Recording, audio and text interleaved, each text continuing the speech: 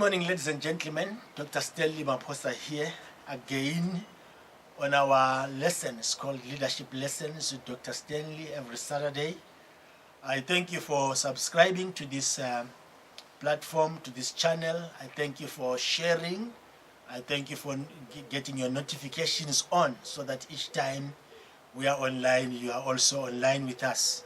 And I encourage you to ask others, your friends, your family, your colleagues to like, to subscribe, and to be part of these discussions that are about leadership. And today I'm going to be discussing a subject that I'm going to entitle Common Pitfalls of the Status Quo in Leadership. Common pitfalls of the status quo in leadership. Maybe let me define my terms here. I will define pitfall simple as potholes. You know, when you are driving on the road and you find a tarred road now has some gaps and some holes in it which are so dangerous to your car. You can just fall into those potholes and damage your tire and damage your rim, and also maybe create an accident because of those potholes or pitfalls, so to speak. And I'll define also status quo. Status quo is how things have always been, how things have always been, how things continue to be. We found this thing like this, it is like this is the way of doing things. We do our things this way, this is how we procure our things, this is how we buy things, this is how we do our service, we start like this is how we do our finances. The status quo is something that does not change, that is difficult to change. And I would like to discuss exactly that, some of the pitfalls that are associated with the status quo. There are basically four things, common pitfalls that we face each time we try to get things done. And these are: number one, we get stuck in the status quo. The second one, we try to do many things at once. We try to do many things at the same time. The third thing is that we may be systematic. We may not be systematic about our goals. We may have our goals, but we lack the systematic element of addressing our goals. Then the fourth one is that we fail to achieve our goals because they are not realistic, and we are not realistic about our goals. But today I'm just going to address the first one, which is getting stuck in the status quo. Getting stuck in the status quo. And I will provide some strategies as well as some tools on how you can avoid this pitfall, how you can avoid this pothole. Sometimes when you see a pothole, you can drive this way in order to prevent it, or you can maybe make sure that the pothole is in between the wheels and you move. So how do you avoid being stuck in the status quo is something that I'm going to be discussing today. I start off by saying status quo is something that is very, very powerful. It's very, very, very powerful. If you have been doing something this way for a long time, sometimes you get very comfortable doing it that way. And it becomes very powerful as a status quo that you want to continue doing things the same way. Why? It's because people benefit from the status quo. The way in which things happen eventually benefits someone, and there are people that don't want to change the status quo because they are benefiting from it. There's a status quo called culture, how people are doing things, and somebody, because they are old and they are getting more meat because they are old, they are told that you, as a leader or as a father, you must be getting more pieces of meat. No one will change that status quo because they are benefiting from it. And some people are investing in the status quo because they are investing for a long time in the status quo. They don't want things to change. In the South African context, we have the status quo of white monopoly capital, where we have got a lot of white people that have been benefiting from the status quo. Sometimes they get, a bit edgy when we bring in black people into the spaces where they have been. Even black people also sometimes, there are certain things that they've been doing for a long time. Last time we were talking about punctuality and lateness and late coming. It's a status quo that people have developed, and they want to continue like that. Some people say, in our church we do things like this. We don't want to change. And as a result, sometimes, people are investing on that particular status quo because it benefits them. They want to continue to be leaders there. It benefits them. They want to continue leading. They don't want new blood to come in, and therefore they don't want to change that particular thing. It is much easier to keep doing things the same way they have been done than changing them.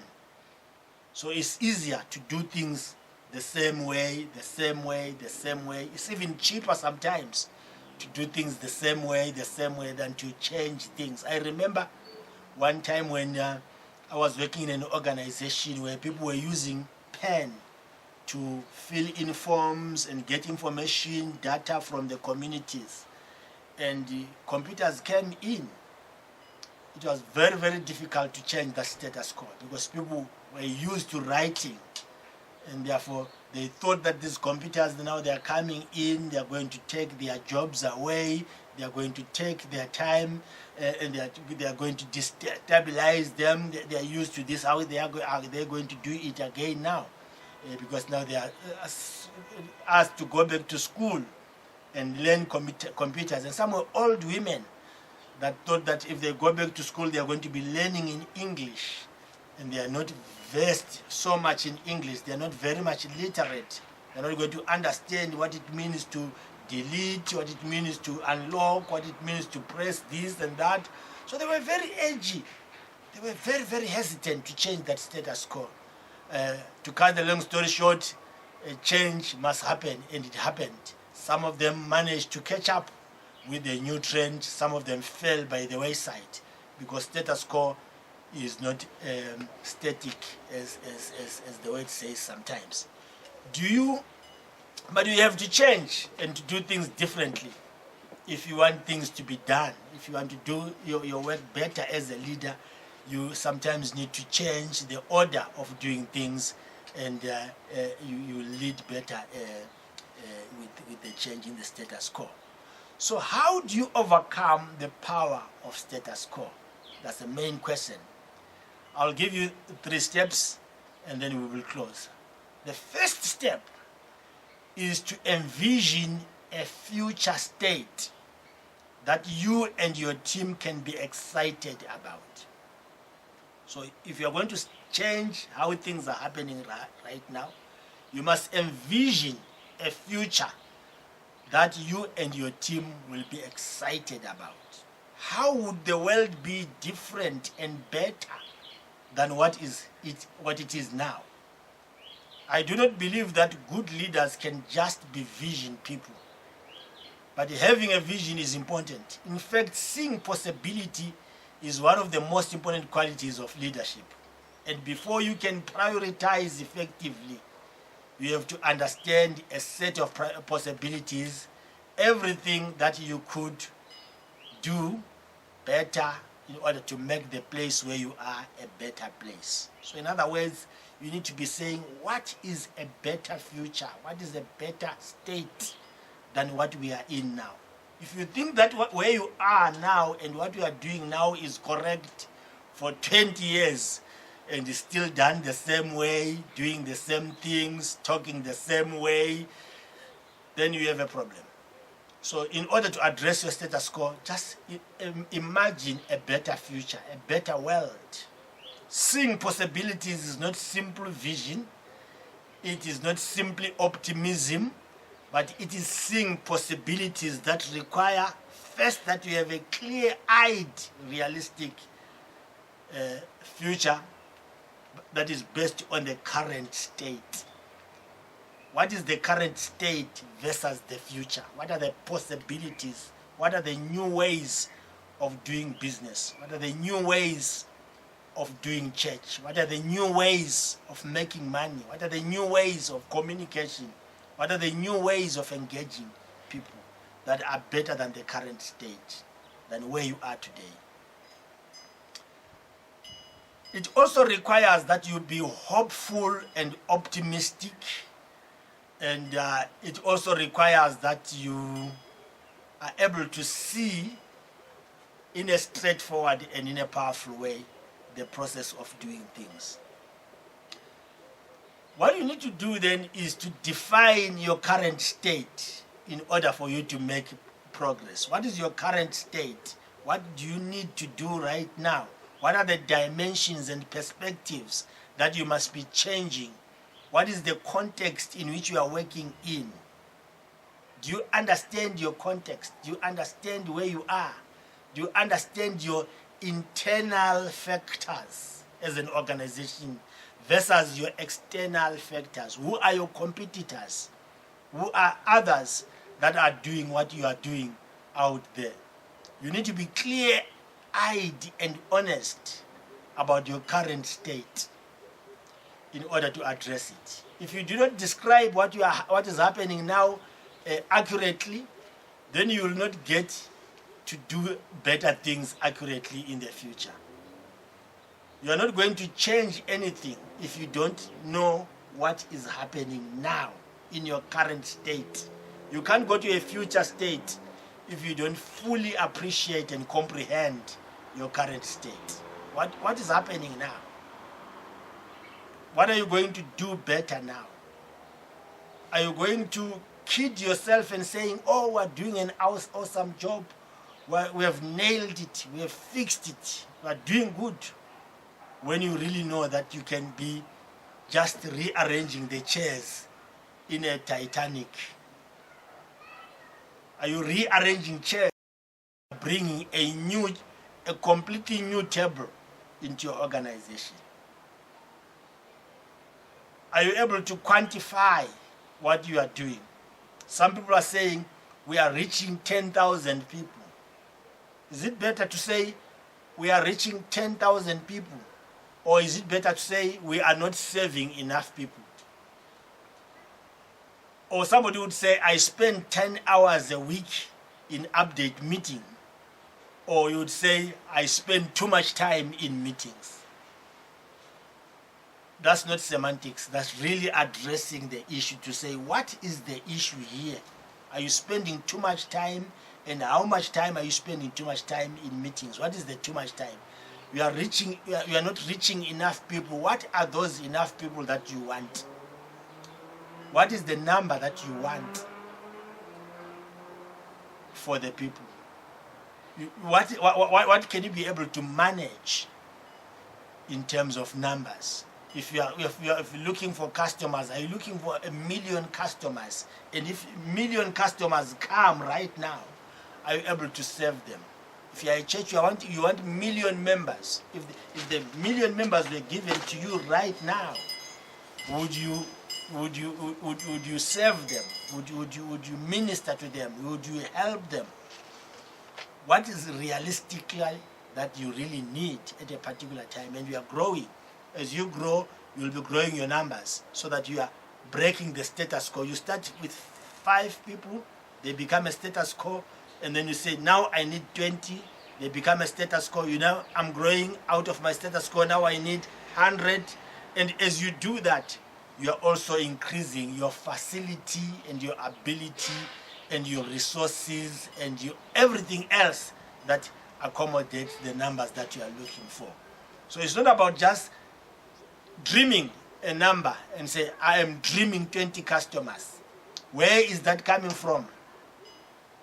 Is that aligning with the current state of your organization as you are moving to a future state of an organization? Secondly, second point, what do you need to do? You need to be equally clear about the future state. Remember, your future state is how things would be different if you changed your things for the better. What specifically would be better, and how will that be better? Here is where you need to see possibilities. If you cannot see possibilities, you can never imagine a future state that is better. Okay, now you are in the future state. How is the future going to look like?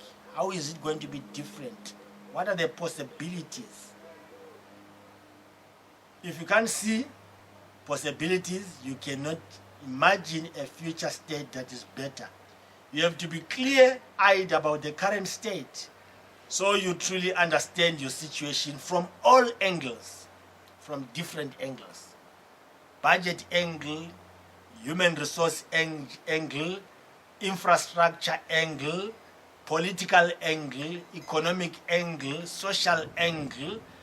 Look at all the angles and be sure that your status quo, as it changes, it accommodates the different angles. But you have to be ambitious and also optimistic enough to say, you know what, it could be this way. And you need to also be clear and equally diagnostic, equally prescriptive about the future. You must diagnose the future. What are the problems that you will envisage, and also what are you going to do about the particular problems that you envisage in the future. In other words, spend time thinking about your current and your future state in the way that I have discussed right now. So this pitfall of the status quo needs people that will spend time thinking about what is happening now and what we want to see in the future. The last thing, number 3, you need to write down key activities in your current state.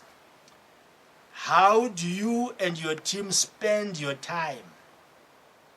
How do you and your team spend the money? What activities are considered important? And in the future state, list all the goals you think would be important to achieve. Do not worry about how many they are.